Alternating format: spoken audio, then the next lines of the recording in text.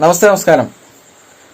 അപ്പം ഞാനിപ്പോൾ ഇന്ന് വന്നിരിക്കുന്നത് മഹാനടനായ സുരേഷ് ഗോപി. അതിനപ്പുറത്തേക്ക് പറയുകയാണെന്നുണ്ടെങ്കിൽ വളരെ നല്ലൊരു വ്യക്തിത്വത്തിനുടമയായ സുരേഷ് ഏട്ടൻ. അപ്പം അദ്ദേഹത്തിന് ആദ്യം തന്നെ ഒരു നന്ദി പറയുകയാണ്. കാരണം എന്ന് വെച്ചിട്ടുണ്ടെങ്കിൽ ഒത്തിരി ആളുകൾ പ്രവർത്തനം വായിൽ നാവിലൂടെ പറഞ്ഞു തീർക്കുമ്പോൾ സുരേഷ് ഗോപി എന്ന് പറയുന്ന ഒരു വ്യക്തി അദ്ദേഹത്തിന് വളരെ നല്ലൊരു പ്രവർത്തനത്തിലൂടെ കാഴ്ചവെക്കുകയും അതോടൊപ്പം തന്നെ ഒത്തിരി സാമൂഹ്യ പ്രവർത്തനങ്ങൾ ചെയ്ത് മറ്റുള്ളവരെ സഹായിക്കുകയും ചെയ്യുന്ന നല്ലൊരു വ്യക്തിത്വത്തിനുടമയാണ്. അത് നമ്മൾ പറഞ്ഞ് ഫലിപ്പിക്കേണ്ട കാര്യമില്ല. കാരണം അദ്ദേഹത്തിൻ്റെ ഓരോ പ്രവർത്തനങ്ങളും നമ്മൾ നേരിൽ കണ്ടതാണ്. ശരിക്കും പറഞ്ഞാൽ മീഡിയകളിൽ വളരെ 25% മാത്രമേ ഈ ഒരു സഹായങ്ങൾ കണ്ടിട്ടുണ്ടാവുള്ളൂ. ബാക്കിയുള്ള പെർസെൻറ്റേജ് മുഴുവനും പുറത്ത് ഇതുവരെ വന്നിട്ടില്ല.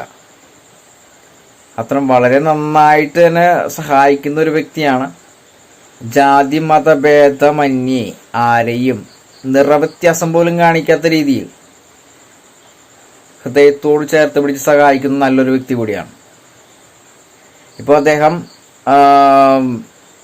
അദ്ദേഹത്തിന് അതുകൊണ്ട് തന്നെയാണ് തൃശ്ശൂർ ഏറ്റെടുത്തത്.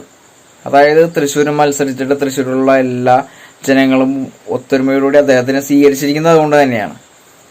അദ്ദേഹത്തിൻ്റെ സാമൂഹ്യ പ്രവർത്തനങ്ങളും അതോടൊപ്പം തന്നെ വളരെ മനോഹരമായ രീതിയിലുള്ള സഞ്ചാരവും എല്ലാവർക്കും ഇഷ്ടപ്പെട്ടത് തന്നെയാണ്. ഒത്തിരി വർഷങ്ങളായിട്ട് അദ്ദേഹത്തിൻ്റെ പ്രവൃത്തിയും പ്രവർത്തനങ്ങളും കണ്ട് പരിചയമുള്ള ആളുകളൊക്കെ തന്നെയാണ് തൃശ്ശൂരുള്ളതും. കഴിഞ്ഞ ദിവസം ഞാൻ ഒരു പ്രേക്ഷകനോട് ചോദിച്ചപ്പോൾ ആ പ്രേക്ഷകൻ പറഞ്ഞത് തൃശ്ശൂർ ഇനിയൊരു പൂങ്കാവനം തന്നെയായിട്ട് മാറും. കാരണം സുരേഷേൻ്റെ കയ്യിലാണ് തൃശ്ശൂർ ഇട്ടിരിക്കുന്നത്. അപ്പോൾ തീർച്ചയായിട്ടും ഒട്ടും തന്നെ പേടിക്കാനില്ല. അപ്പോൾ അത് മഹാനടൻ എന്നതിലുപരി നല്ലൊരു വ്യക്തിത്വത്തിനുടമയാണെന്നുള്ളതാണ് ആ പ്രേക്ഷകൻ പറഞ്ഞത്. ആ പ്രേക്ഷകൻ പറയുന്നത് മാത്രമല്ല, നമ്മൾ നേരിൽ കണ്ടതുകൂടിയാണ്. നമുക്ക് ഒത്തിരി പരിചയം അടുത്തില്ലെങ്കിലും ഒത്തിരി സിനിമകളിലൂടെ കണ്ടുള്ള ഒരു പരിചയവും അതോടൊപ്പം തന്നെ ഒത്തിരി നല്ല നല്ല സഹായങ്ങൾ ചെയ്തിട്ട് കണ്ടറിവും കേട്ടറിവോടും കൂടി അദ്ദേഹത്തിൻ്റെ വളരെ മനോഹരമായ രീതിയിലുള്ള സ്വഭാവ ശൈലിയും അതോടൊപ്പം തന്നെ അദ്ദേഹം ഇനിയിപ്പോൾ കേന്ദ്രമന്ത്രി പദവിയിലേക്ക് പോകുന്നൊരു വ്യക്തി കൂടിയാണ്. നമുക്കെല്ലാവർക്കും അഭിമാനിക്കാം. കാരണം ഒത്തിരി ആളുകൾ വായിൽ നാവിലൂടെ പ്രവൃത്തിയിലൂടെയല്ല വായിൽ നാവിലൂടെ മാത്രം ഫലിപ്പിക്കുമ്പോൾ അദ്ദേഹത്തിൻ്റെ ഒരു ചെറിയ കാര്യം പോലും അദ്ദേഹം ചെയ്യുന്ന ഒരു ചെറിയ പ്രവൃത്തി പോലും പ്രവൃത്തിയിലൂടെ കാണിച്ച് നമുക്ക് തന്നിട്ടുള്ള ഒരാളാണ്.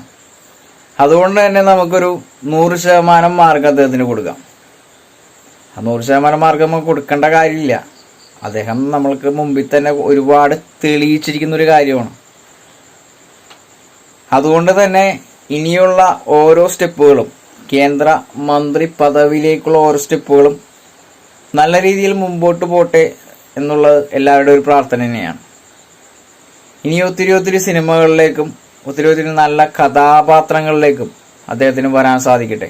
കാരണം കഴിഞ്ഞ ദിവസം ഒരു മീഡിയയോട് പറയണ്ടായി, എനിക്ക് അഭിനയമാണ് എൻ്റെ പാഷൻ, അഭിനയമാണ് എനിക്ക് കൂടുതൽ താല്പര്യം. അത് ഞാൻ നിങ്ങളുടെ കൂടെ ചേർന്ന് നിന്ന് പ്രവർത്തിക്കുവാൻ പോകുന്നു എന്നേ ഉള്ളൂ. ഇപ്പോൾ തൃശ്ശൂർ എന്നെയാണ് എടുത്താക്കണത്, ഞാനല്ല എടുത്താക്കണത്. കാരണം തൃശ്ശൂർ ഞാനങ്ങനെ എടുക്കട്ടെ എന്നുള്ള ചോദ്യം മാത്രമേ ഉള്ളൂ. തൃശ്ശൂർക്കാരായ നിങ്ങളാണ് എന്നെ ഹൃദയത്തിലേറ്റിരിക്കുന്നതും ഒത്തിരി നല്ല പ്രവർത്തനങ്ങൾ കാഴ്ചവെക്കുന്നതിന് വേണ്ടിയിട്ട് എനിക്കൊരു അവസരം തന്നത് കൂടിയാണെന്ന് സുരേഷ് ഏട്ടൻ പറയണ്ടായി. തീർച്ചയായിട്ടും സുരേഷ് ഏട്ടൻ്റെ ഒത്തിരി നന്ദി. എന്തായാലും നന്മകളുണ്ടാവട്ടെ.